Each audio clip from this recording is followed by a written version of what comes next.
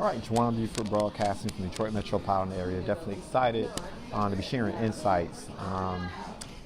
This site, at the end of the day, is designed to help startups, fledgling, and established business owners alike sharpen the saw, scale, grow, and become the thriving enterprises that will feed their communities, households, and be an inspiration to other entrepreneurs all across the nation. And there was an article I posted recently on LinkedIn that received a little bit of traction, if you will, and I thought I'd share a video overview after being encouraged to do so.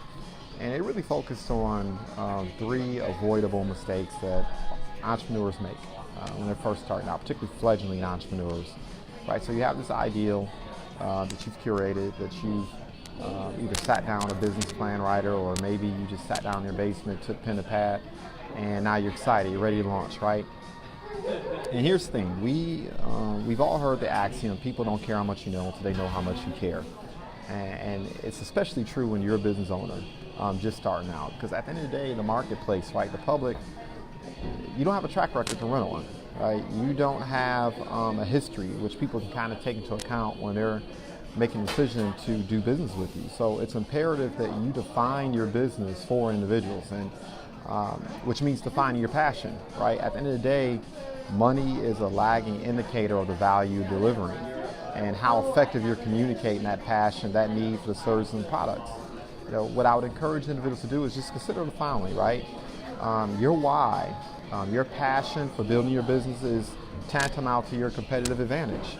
Entrepreneurs are problem solvers, we're creatives, filling an unmet need or void, and 9 times out of 10, your why more likely was born out of a desire to address a burning need that just wasn't being met. It's impossible to succeed absent a competitive advantage. So if you're not defining your why, you're really hurting your prospects to survive in long term. And your why helps also define your identity, right? And it should, right? Your identity should be very much reflected in your marketing, how you treat your clients, the quality of service and products that you provide. Success is very much an attraction game, or like I prefer to consider it's an inside game, right? It's not to be cliche, but think about Apple, for instance. They're a perfect example, right? People understand the Apple products and the products of other companies are on par with each other. But when someone has an Apple product, it's much about their identity and their preference as opposed to anything else, right? Not necessarily the functionality of the product. So your business is going to operate in much the same way, especially in the beginning. Knowing your reasons for being in business makes it a lot easier to identify your yeses versus your nos. It allows you to make blink decisions as opposed to being dragged through experiences that you never intended to go through in the first place. In other words, ensure that your efforts are succinct and impactful, right? I compare it to a light bulb versus a laser, right? Same amount of energy is required for both to work, right? A light bulb illuminates a room, a laser can actually make an impact, right? And cause damage and focus a certain way. Your why operates in much the same way. It'll just make your efforts that much more effective and focused. Look, at the end of the day, people believe that you're only in business for the sake of partnering with their money. It's just not a good look, right? Especially if they really believe that that's the only and sole purpose, right? Rather than delivering value to them. You can't craft a genuine story. You can't create attachment or interest, right? A compelling why creates stickiness, a reason for individuals to patronize you once, twice, thrice, and continue to tell other people about you. Another reason that transpires is, quite frankly, entrepreneurs fail to understand, or they underestimate the amount of work that's going to be required in order to be successful right from the start. Elon Musk has a quote that's out there. He says that running a startup business is like chewing glass and staring into the abyss. Now, I would hope that your business doesn't cause that much discomfort in the beginning, but the bottom line is there's a lot of truth to that statement. Look, when you're a customer working a job, it's easy to take for granted someone else is actually paying the price to scale that ideal and manage the cost of revenue, right? False expectations. You show up at a job, typically you're being paid by the hour. And there's an assumption on the company that you're bringing a certain amount of value by the hour. But when you're a business owner, the math has to change, right?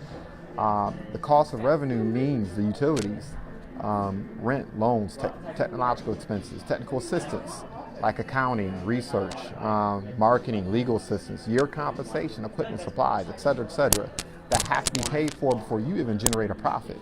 In other words, in the beginning, as an entrepreneur and you're first starting out, more times than not, you're doing work that you're not being paid for.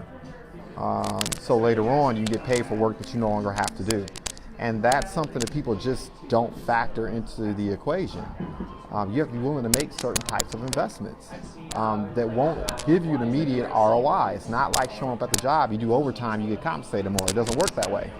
I sat down with a financial services professional approximately 2 weeks ago who shared her desire to earn about $100,000 a year in income. And the first question I asked her is, look, how many dials are you making? How many invitations are you making on a daily basis? How many times are your prospects, your potential clients, receiving a presentation? I define a presentation as an opportunity for someone to learn 100% of your business underneath favorable conditions, right? The response from this individual is about $20, $30 a day. And my next question, of course, is how much do you earn on average? And she really couldn't define what she earned on average per client. That's a problem. But let's just say hypothetically we both came to an agreement it was about $300, right, just starting out. So there's some spontaneous, like elementary approximation I did right out the gate when we started this conversation. And this is the thinking, right? In order for her to reach that goal, she is going to have to secure 300 clients annually. And if you do that over the course of 48 weeks, so you give yourself a 4-week vacation, right? Break time for family, travel, et cetera, right? Recharge the battery. That would mean she would take on 7 new clients per week. And let's say hypothetically she had a closing ratio of 30%, right? Which would be respectable. You're not, Hall of Famer, but you don't suck either, right? You give a good presentation. That would mean you need about 21 presentations per week. And then, of course, how do you assess this, right? Well, there's a ratio that shows up. And it doesn't matter whether you're selling coffee, widgets, toothpaste, toothpicks, financial services products, IT, software. It doesn't matter. This ratio shows up every single time. It's the 100-30-10-3 rule. For every $100 you make, you're going to have an opportunity to pitch your value proposition 30 times. 10 people are going to be receptive, meaning they're willing to hear that presentation. And if you're batting at about 30%, that means 3 clients, right, that you're going to acquire. So 100 dials, 30 pick up the phone, 10 appointments scheduled, 5 to 7 stick, 2-3 yeses per day, right? All of this would need to happen, by the way, in a perfect world, right? It would have to happen basically in a vacuum. So obviously 20 dials just wouldn't cut it, right? And therein lies the challenge, right? Whether it be opening an ice cream parlor, a clothing store, and a organic cupcake shop, the next app company, et cetera, there's going to be pain. And that's another reason why your why is so important, because you're going to have a strong why to propel yourself forward when these Herculean winds are blowing in your direction, right? And that's why a lot of business owners simply fold, because they're just not ready. Last but not least, entrepreneurship is experimentation. There's no silver bullet. There's no perfect script. There's no safe social media tactic. I know people are paying all this money and listening for hours on end on social media gurus. Look, at the end of the day, we're all experimenting.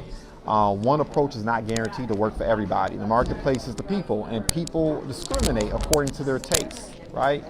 Are there universal truths, principles, universal laws in business? Can you track those truths, so to speak, like constellations to reach a certain destiny? Of course you can. But also keep in mind, too, stars sometimes supernova, right? In other words, the landscape can change dramatically. You're better off not emulating, but learning from the successes of those who preceded you, and just simply picking the fruit, eating the fruit and spitting out the seed, right? And charting your own destiny. If you're an entrepreneur, look, the aforementioned shouldn't be too difficult, right? As entrepreneurs, given our general dislike for unquestioned authority and orthodox behavior, this shouldn't be a difficult concept, right? Just simply inculcate the habit of plan, do, review, right? Learn from the mistakes and the successes of others. For those things that are applicable and worthwhile that work for you, apply them. And for those who don't, simply spit out the seed. That being said, JuJuan Buford signing off. Goodbye for now.